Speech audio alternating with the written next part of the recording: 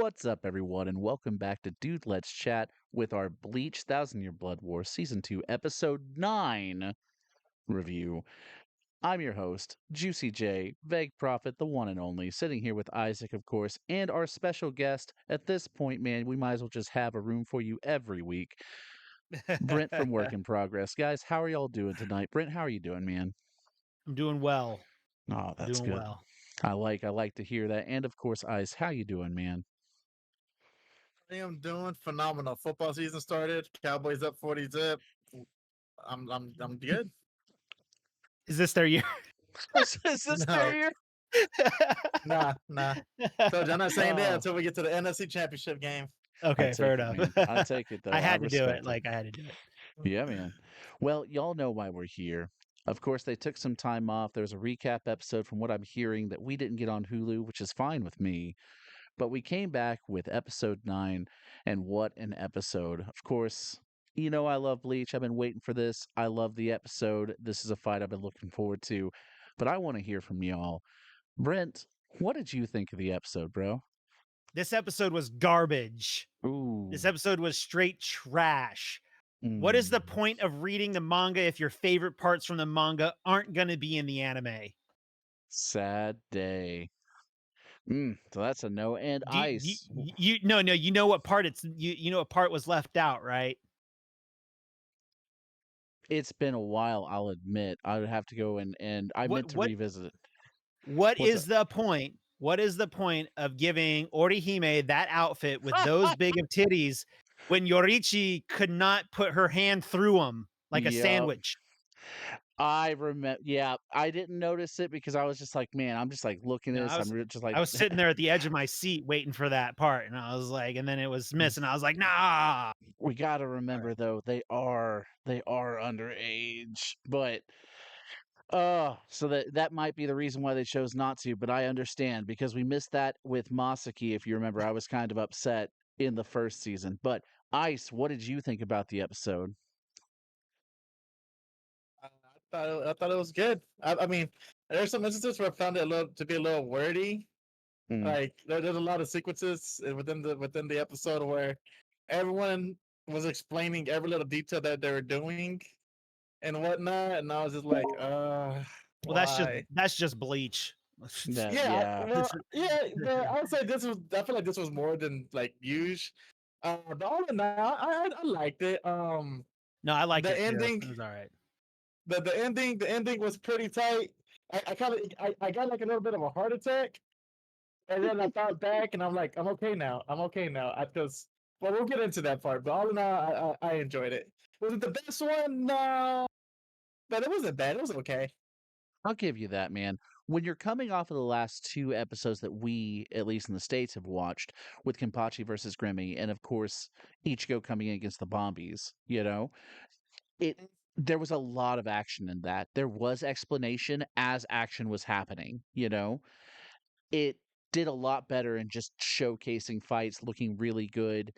And then you get this one where there was, like you said, a lot of talking, It is awesome. I feel like it showcased something that I've always wanted to be showcased a lot more. But again, we'll get into that. So let's just kick off into the intricacies. So it sounds like we all liked it, but I'm okay with it, but I know that y'all have some qualms with it. We'll start with you, Brent. I really don't have any qualms with it. Okay. Other than Brett was doing a public service for the people out there that probably were ready for that moment for their it was all over Twitter. For their nightly pleasures. Was it? It was on Twitter. A lot of people were like, this part's coming up, folks. And I was just like, yeah. I was like, it's like, yeah, it is. Yeah, that part's coming up.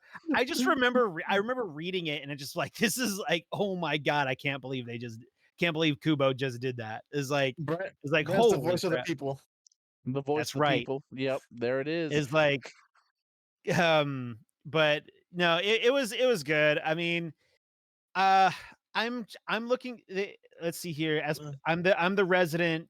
I kind of flip through the chapters at when the episode ends, and that covered about 5.5. They cut some stuff out that I think they're gonna put later. Well, not think. I know that they'll have to put this stuff later because it's important. But no, it was good. It was definitely it's this episode was the transition from everything else to the end of the season. Because I think we have 4 more episodes left, so 2 more half-hour episodes and um 1 hour special that will have just 2 episodes air on the same day. Which is what I've heard that they're gonna do this year like they did last year. Mm. But yeah, we're getting into the big stuff for the end of the season based off what I've read in the Yeah. manga. And you, of course, you also made a prediction as to where you think I've I the I've anime is I've going to end in this officially core. yeah, I've officially locked in my prediction where it's gonna end. I'm not gonna change it. Like, I've locked it in. That's fair. My guess feels really good, and it would be quite the cliffhanger. So, one thing I will respect about this episode, and I guess in reference to the recap episode that we got, is the fact that they are saying this is episode 9, you know? Mhm. So, that means the recap episode wasn't filling a spot in the core. It was just a recap Yeah. episode, I guess, for time filling for The them to work on other episodes, I guess. I don't know I don't know, what but the reason for Jujutsu it was. Kaisen did it this year too, and that didn't count. And I'm glad because normally it would have counted or been put as like a special, like, oh, 8.5, you know? And I'm glad it wasn't. I'm glad, honestly, that I missed that because it's those things that frustrate me. Um, but I digress. It was definitely a good episode as a whole for what it's setting up. I did notice some things were cut out, but I am still happy where we are. So, Ice, Mhm. you thought it was kind of wordy. What else you got to say about it, brah? Well, first off, I just want to say I just saw a commercial that Arby's has wings now, and I never Oh, go to Arby's, so I may have to dabble in Arby's. yeah, not But a besides sponsor, that, but that's kind of weird. right? But I'm sorry, I got distracted. That just caught me off guard. Um, so yeah, it was a bit wordy, but I, uh, like, I will say this. I will say this. So so back, like, when Bleach started airing, and you had the Oran cars, which if you recall, I never watched that season because after the Aizen fight, I figured it was just filler after that, and apparently there was like a whole nother arc there. Mm. Um, That was Fullbring though, right? After Aizen? Yeah, it's supposed to be the full bring. And of course, that's if you're reading it. If you're watching it, it went from the end of the Eisen arc and the Arrancar arc into the Soul Mod arc. And then Oh, from there, full bring. They really tapered off his losing his powers. They had a whole filler arc where he was losing his powers progressively, and mhm. by extent, like his hollow kind of coming out at times where he shouldn't be, you know? And interesting.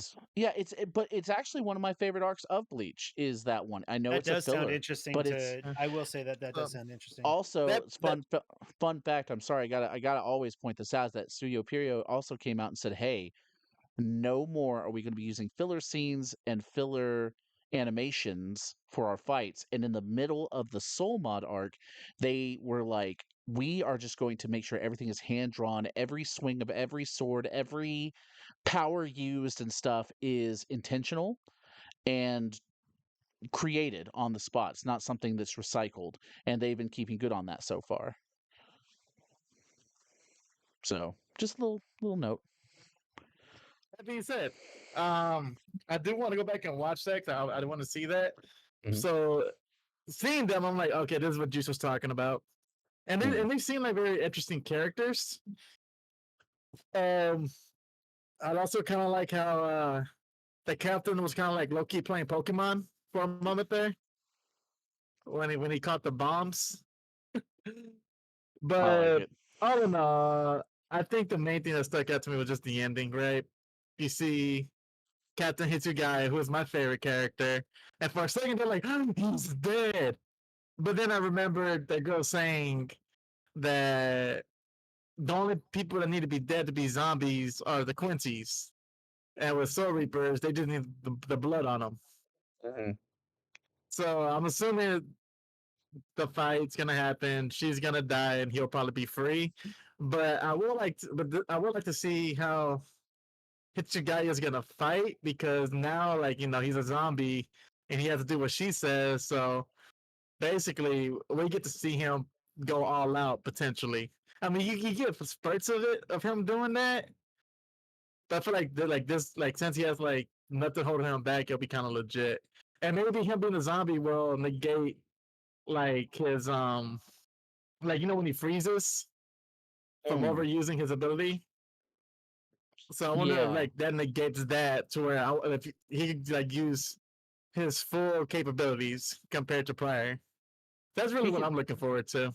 she can definitely push people to the max, and him being undead is probably some type of advantage for that. I Mhm. think you're going to be pleasantly surprised and interested in watching what's next. It's a good fight. I like Kurotsuchi. He is a very interesting character. I have liked every one of his fights from the start to now. He is always Mhm. just this kind of god complex scientist, but he is ahead of the curve on most situations, or at least has the way to adapt to a situation if it's an unknown, like him versus Aziel.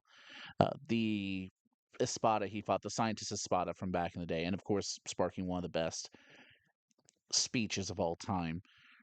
It's going to be good. It's going to be good. I personally liked it, and of course, it was setting up the Bosby versus Renji.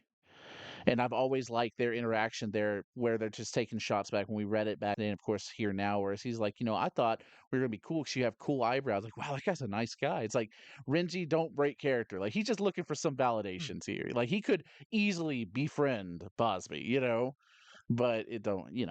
I'm looking forward to the rest of it. It was interesting actually. I was watching the episode. My wife hasn't been following it because she hasn't caught up in Bleach yet. So she's not trying to watch it, but she was looking and she's like, the art style is so weird, which made me think of you, Brent.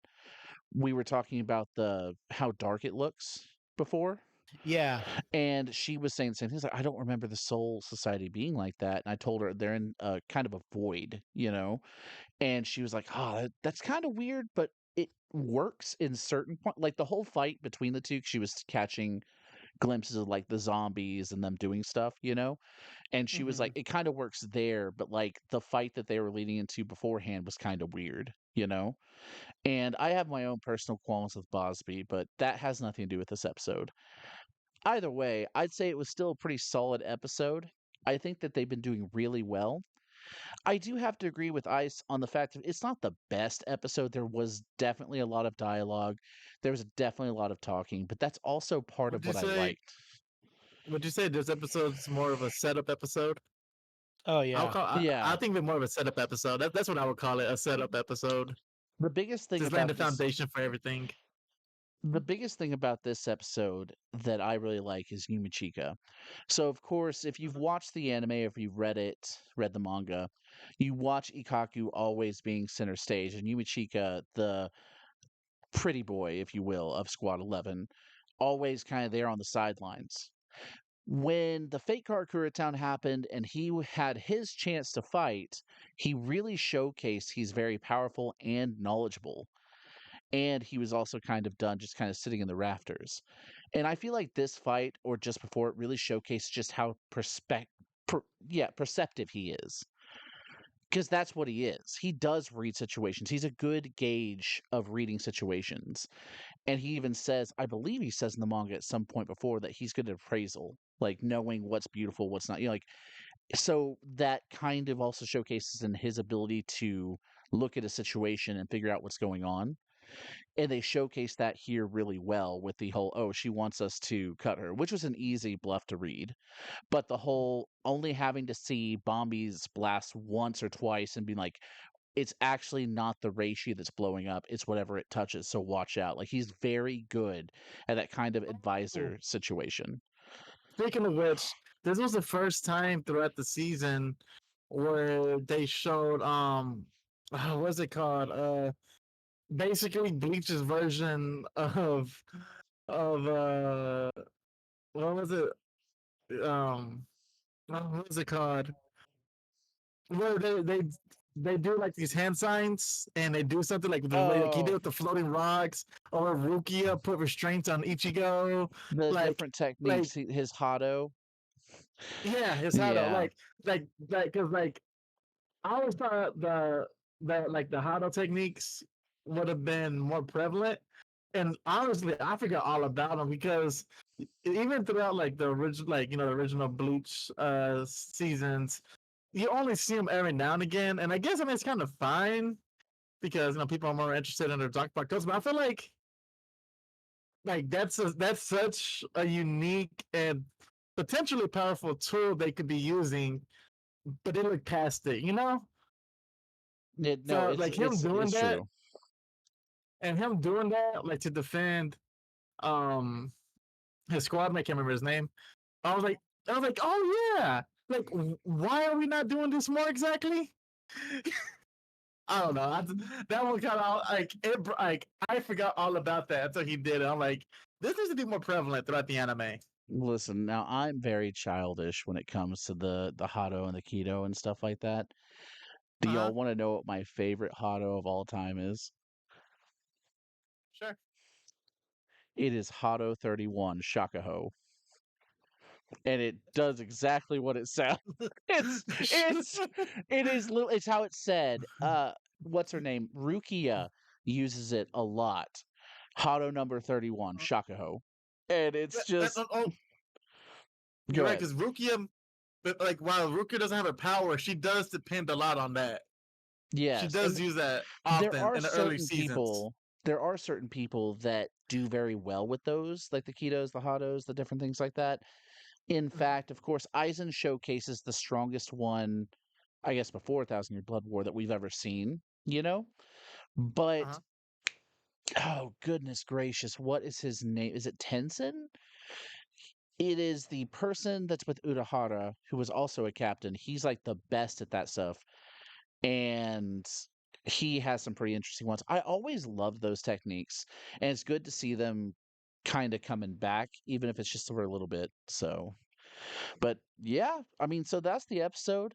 Let's just do some final thoughts and wrap this up. I guess we'll start with you, Ice. Final thoughts.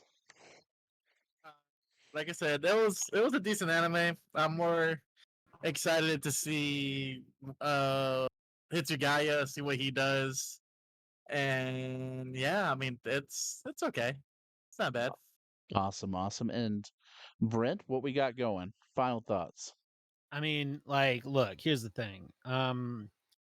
They didn't have Yoraichi stick her hand through Orihime's Okay. tits. I will say this though.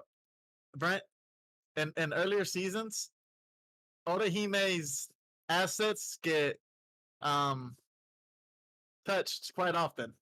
Just throwing it out there. I mean, yeah. Don't get me wrong. I mean, I read the manga, but like this was. I mean, the thing is, like, it was the most like I'll have to send you the panel, I want to um, see it. because it's honestly the most absurd thing that I've ever seen ever. Like I mean, I'm over exaggerating there, but like it's just like I saw that and I was like, whoa! Is like that came out of It nowhere. does. I would say it comes out of nowhere when you're reading it. It's like, oh, there it is. There's that I weird, see it. horny teenager angst. I And see it. There. again, Don't the last cry. Cour had that similar thing Oh with the goodness. Masaki situation, where, and if you remember before the episode aired, where Ishin was going to talk about the past, and I was like, I wonder if they're actually going to put in what everyone's going to be waiting for, and they didn't, and people were kind of upset about it with Masaki. And I'm like, yep, that's just how it is. We're all a bunch of horny teenagers from the past here still reading Bleach. So, No, I mean it's like I'm looking forward to seeing like I'm just basically at this point like I'm just waiting to see that my prediction is going to come true for how it's going to end. there we go. Mhm. Well, and Like y'all know at me. this point it's just a waiting game for the next 3 weeks. Y'all know me. I love Bleach. I know I got that bias, guys. It's a great episode, but I'd like to hear from y'all. What do you think about it? Leave it in the comments below whether you liked it, you dislike it, do you agree, do you disagree? Do you wish you could see our faces again? Because we could make that happen. All we need is 10 likes. In either case, I will have links in the description below to find Work in Progress. They're Work in Progress SLO here on YouTube, and they are on social media such as Instagram. Go give them a check out and a follow. Watch some of their amazing videos and catch them. They're streaming. You're streaming more, Brent. That's been I really am. really cool. I've been trying to stream more, at least 2 times a week, either on Tuesdays, Thursdays, or Sundays. Okay, that's awesome. Awesome. Everyone, Mhm. go give it a watch, especially if you got some time. There ain't nothing wrong. Go watch some awesome gameplay and listen to some awesome discussions. You'll see me there from time to time, not in the gameplay, obviously, unless he's playing the game of love with me. And of course, we're Dude Let's Chat. We talk games, movies, all things in between. You know where to find us. We got those links in the description below. Till next time, everyone, stay happy, stay healthy, stay beautiful.